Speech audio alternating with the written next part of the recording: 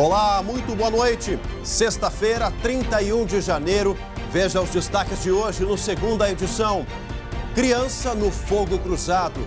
Preste atenção na imagem. Flagrante mostra menino que escapou dos tiros durante tentativa de execução. O acerto de contas do tráfico na zona sul do estado. Guarda em disputa. Famílias das vítimas do triplo homicídio em Porto Alegre lutam pela guarda de menino que sobreviveu. Mais um drama diante da tragédia. Coronavírus no Rio Grande do Sul. Cidade da região metropolitana registra o primeiro caso suspeito de coronavírus, segundo a Secretaria Estadual de Saúde. Mulher de 60 anos voltou da China há poucos dias. Também na Zona Sul, em Pelotas, outro caso está sob investigação. Uma mulher apresentou sintomas e foi encaminhada ao Hospital da Universidade Federal. O SBT Rio Grande, segunda edição, começa agora. Vem com a gente.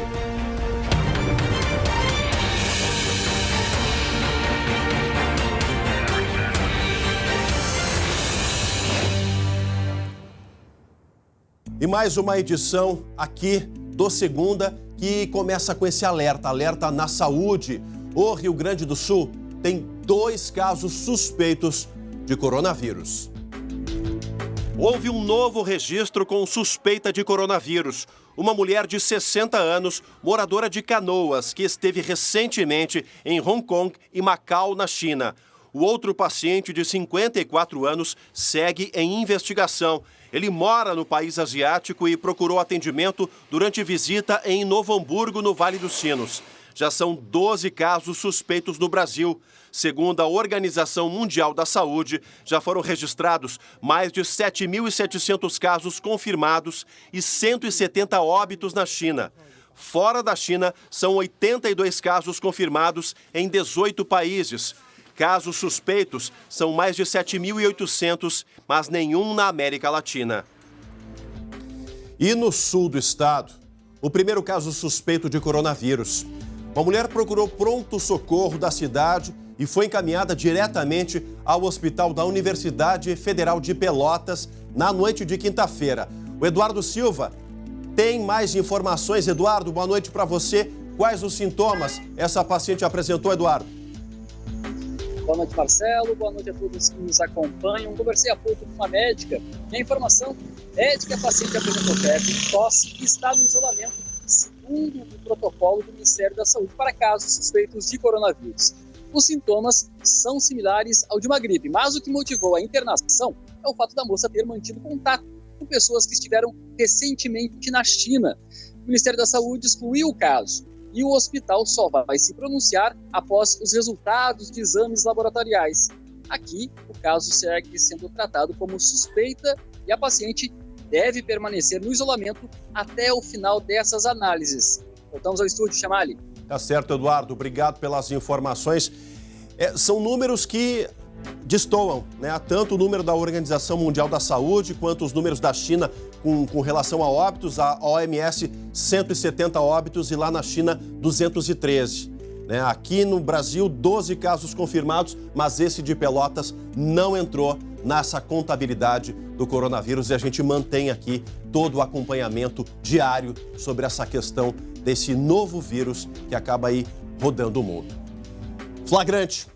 Criança escapa de tiroteio na zona sul do estado. Pelo menos 4 criminosos tentaram executar um homem na casa onde estava o menino. O pequeno ficou apavorado com o barulho dos tiros. Quase 10 horas da noite. O jovem está parado no portão de casa. Em seguida, um homem aparece e logo atrás vem uma criança. Os dois conversam, abrem o portão e o adolescente sai. Segundos depois, o homem percebe que atiradores se aproximam e corre para se proteger. O menino de 5 anos assiste a tudo. Apavorado, leva as mãos à cabeça em meio ao tiroteio. Repare que o jovem retorna ao local e é agredido por um terceiro atirador. Na fuga, o trio dispara contra a casa. A tentativa de execução aconteceu na quinta-feira, nesta rua de Camaquã, a 140 quilômetros de Porto Alegre. Segundo a polícia, foram mais de 10 tiros. O alvo, José Omar de Oliveira Quadros, de 39 anos, levou apenas tiros de raspão. Ele é pai da criança e do adolescente de 16 anos que não se feriram. A polícia esteve lá, a polícia atendeu a ocorrência, não tinha arma de fogo com ele, nem na casa. Não soube dizer para a polícia nem o porquê, nem a razão, nem quem praticou esses atos aí. José Omar possui antecedentes por extorsão, receptação e tráfico de drogas. Depois de cumprir pena no presídio estadual de Camaquã, ele progrediu de regime e há 4 meses está em prisão domiciliar. A mãe da criança também está presa. A polícia trabalha com 2 linhas de investigações, mas não revela detalhes do caso. Pelo menos 4 pessoas participaram do ataque. Até o momento, ninguém foi preso. Ninguém preso? E exatamente essa é a lógica do mundo do tráfico de drogas, da organização criminosa. Passou pelo sistema carcerário, ninguém coleciona amigos na cadeia. Ninguém coleciona. E essa história de comparsa, de parceiro de cadeia, isso é papo furado. Com certeza acabou tendo um inimigo lá dentro e agora, no regime semiaberto, acaba colocando em risco toda a família. Evidente que, por questão de segurança, não vai revelar para a polícia os autores dessa tentativa, vai tentar buscar uma outra saída para continuar vivo, mas é dessa forma que o tráfico acaba agindo, né? E foram bem certeiros, acabaram, de certa maneira, ali até livrando a criança, e essa é uma pergunta ainda sem resposta. Onde está esse menino? Conversei no primeira edição ainda com a delegada Vivian Sander, ela disse que ia acionar o Conselho Tutelar e, por enquanto, né, a polícia segue na investigação, mas o destino dessa criança, que ficou ali apavorada com o barulho dos tiros, ainda está incerto. A gente vai agora para uma outra cidade do interior, também falando sobre tiros, só que dessa vez um confronto. Um homem morreu após resistir à prisão e, junto com a brigada militar, acabou tentando agredir os policiais. E a Giza Guerra tem mais informações. Giza, boa noite.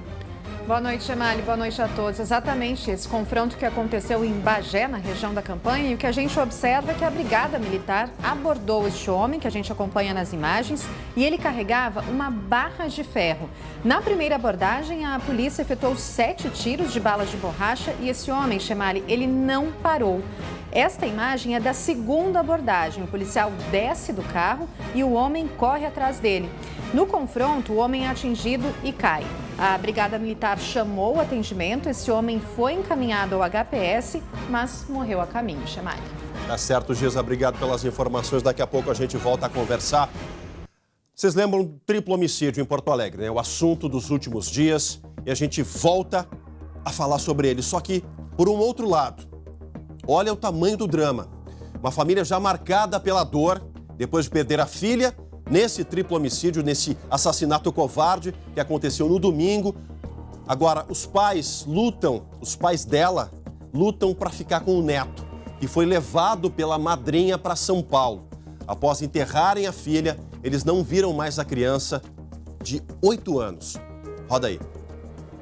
Gabriel, desde nenê, essa aqui cuidou dele, mudava ele, tudo que a minha filha trabalhava, o esposo dela trabalhava e deixava lá em casa. Do neto mais velho, seu Dilon e dona Cecília só guardam as boas lembranças e a saudade. Uma pessoa, um ser humano fora do comum, que se criou junto com a gente foi ensinando ele. Ele era muito meu amigo. Os avós perderam o neto Gabriel, de 20 anos, a filha Fabiana, de 44, e o genro Rafael, de 46, após a família se envolver em um acidente de trânsito no bairro Lamy, zona sul da capital, no dia 26 deste mês. No carro ainda estava a namorada de Gabriel e o irmão mais novo, de apenas 8 anos. Após uma discussão, as 3 vítimas foram atingidas com tiros disparados por Jonathan Bittencourt Vidalete, de 24 anos, que teve o carro atingido na colisão. A mãe de Jonathan estava junto no veículo. Após o enterro dos pais, houve uma reunião no local mesmo, no cemitério, onde foi ligado para ele e ele deu a opinião dele que queria ir para Bagé junto com os avós. Conforme a família materna, logo após o enterro dos pais e do irmão, o menino teria pedido para ir até a casa onde moravam. Ele queria ver os cachorrinhos de estimação e pegar o videogame antes de viajar para o interior com os avós. Segundo os parentes maternos, teria sido a partir disso que eles não tiveram mais contato com a criança. Até que a tia dele retirou ele de lá, alegando que era uma tutela, mas era um termo de responsabilidade que só tem validade aqui no Rio Grande do Sul. O advogado de Letícia falou com a nossa reportagem. Ela tem domicílio aqui em São Paulo, os pais dela estão aqui em São Paulo, os pais não compareceram para o funeral, eles têm extremos laços de afinidade com a criança, e acredito que ela tenha trazido para os pais dela, para os avós paternos, né? Eu quero enfatizar que a Letícia, se não houver imediatamente um efeito suspensivo, ela vai pegar a criança e vai pegar o avião e vai devolvê-lo. Eu vou fazer o melhor da minha vida, porque ele é um pedaço da minha filha. Escola, médico, tudo de bom para ele, o principal. O nosso carinho, o nosso amor para ele. Ele representa a minha família, a minha filha. Não bastasse assistir à morte dos pais e do irmão mais velho, esse menino agora acaba sendo aí o estopim de uma disputa entre as famílias. Agora, com todo o respeito, doutor Sérgio, a sua cliente acabou indo para São Paulo, né? Por que não avisou os avós maternos? Se tinha algum documento ali que desse, de certa forma, uma guarda provisória, por que a falta de comunicação? Por que não deixar a criança, pelo menos nesse primeiro momento, escolher um destino, né, que seja resolvido da forma mais apaziguada possível? A gente sabe que tem um bastidor diante disso, que a família teve algumas desavenças, tanto que os pais do Rafael não vieram para o enterro do próprio filho. São situações que são muito particulares dele e a gente prefere aqui não colocar. Agora, como essas crianças estão sendo aí, ficando à mercê dessas condições? Acabamos de ver ali em Camaquã, menino ali assistindo todo aquele tiroteio. Agora, o pequeno aqui de 8 anos, que a gente prefere não falar o nome também, viu os pais sendo mortos. Até quando a sociedade vai ficar sem essa sensação das coisas certas, né? Do meio termo, do equilíbrio das emoções? Tomara que tudo se resolva para essa família, porque já é dor demais perder pai e mãe e um filho da forma como perderam, e a investigação ainda continua. Daqui a pouco tem a previsão do tempo com a Giza Guerra, né? Com a Giza Guerra direto da redação. Ali tem uma imagem que vem lá de Arambaré. Daqui a pouquinho a previsão completa. Agora, você já percebeu como tem feito dias quentes no nosso verão, falando em previsão? E para refrescar, só mesmo com muita água, não é? É aí que temos que estar em alerta. Chuvas escassas, calor constante, essa combinação tem causado uma forte estiagem no estado. O último registro de temperaturas tão altas foi há mais de 100 anos. Por isso, a Corsã está chamando a atenção de todos para o consumo consciente de água. Pequenas atitudes já fazem a diferença. Se for viajar, feche o registro e evite o uso de grandes volumes, como o de piscinas plásticas, por exemplo.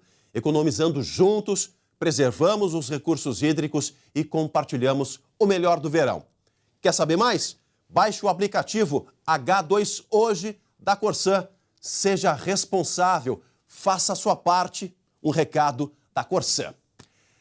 Ainda hoje, aqui no Segunda Edição, mulheres no topo das pesquisas científicas. E tem uma universidade gaúcha liderando todo esse trabalho. Segunda volta já já. Voltamos ao vivo com Segunda Edição para todo o nosso estado. E olha que notícia interessante. As mulheres estão liderando as produções acadêmicas. É o que mostrou uma pesquisa feita na Holanda. É uma pesquisa feita lá na Holanda. Foram contabilizados mais de 900 universidades em todo o mundo entre 2014 e 2017. E o Rio Grande do Sul está no topo. uma Universidade Federal de Santa Maria, mais de 50% dos artigos têm a assinatura delas. A partir do elemento químico selênio, a professora Cristina e os alunos pesquisam novos medicamentos para doenças como diabetes. A pós-doutora em bioquímica é uma das mais de 900 professoras da UFSM que levaram a instituição a uma posição de destaque na pesquisa da Universidade de Leiden, na Holanda. Conforme o levantamento, a UFSM é a 10ª no mundo e, no Brasil, ocupa o 3º lugar em produção científica feita por mulheres. Cristina foi a primeira pesquisadora a atingir o maior nível de excelência em produtividade do Conselho Nacional de Desenvolvimento Científico e Tecnológico, o CNPq. Quando se trata de visibilidade, quando se trata de premiação, quando se trata de indicação, isso é, quando os critérios são mais à luz da subjetividade, não resta dúvida de que os homens têm muito mais indicações e têm vantagens com relação às mulheres. A maternidade é um dos grandes desafios na vida de uma pesquisadora. Mãe aos 17 anos, Cristina comemora que hoje em dia há políticas que auxiliam as mães cientistas a se manterem no mercado. Políticas de considerar o tempo que as mães estão em licença maternidade, isso é, não levar em conta a produção que cai durante a licença maternidade. E é exatamente daqui, dos cursos da área da saúde, que sai a maioria dos artigos publicados pelo público feminino na UFSM. Aqui no laboratório da professora Cristina, dos 11 alunos pesquisadores, 9 são mulheres. Números que reforçam a representatividade delas. Que também é revelada nos cargos de gestão, destaca o reitor. A nossa universidade tem tido um destaque crescente nesse campo de igualdade de gênero, né, de busca da igualdade. Temos, claro, né, que temos um longo caminho a percorrer até que se estabeleça um equilíbrio. Para quem está na graduação, como a Milene, ou para quem acaba de concluir o pós-doutorado, como a Susan, os avanços na igualdade de trabalho com os homens são um incentivo para elas. Que tenha que ter uma linguagem científica, mas que a população também possa aproveitar e tirar proveito do que a gente faz aqui dentro. Uma política que nos ajude a conciliar o trabalho com uma vida pessoal, acho que ajuda bastante enquanto mulheres.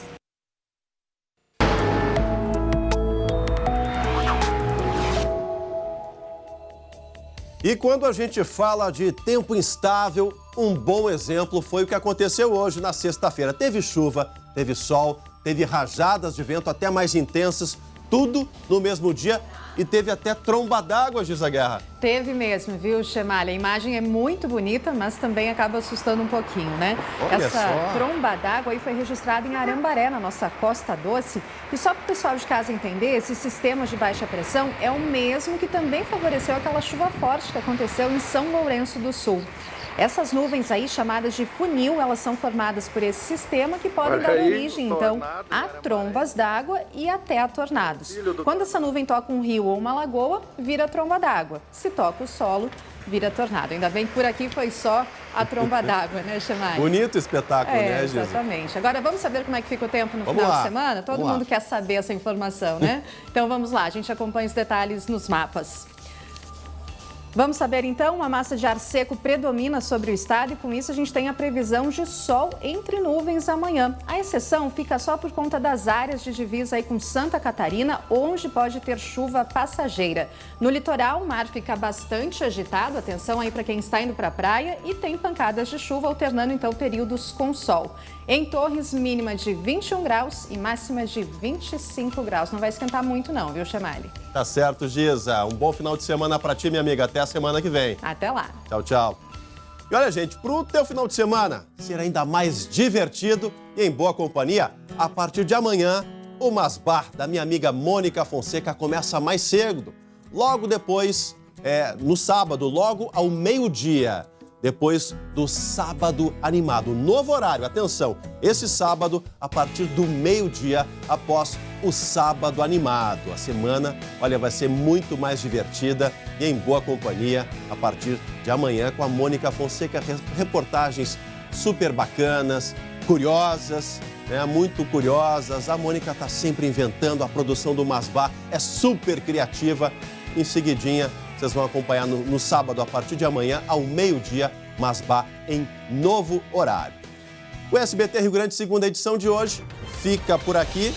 A gente se despede desejando a todos um ótimo final de semana. Até segunda-feira. Tchau, tchau.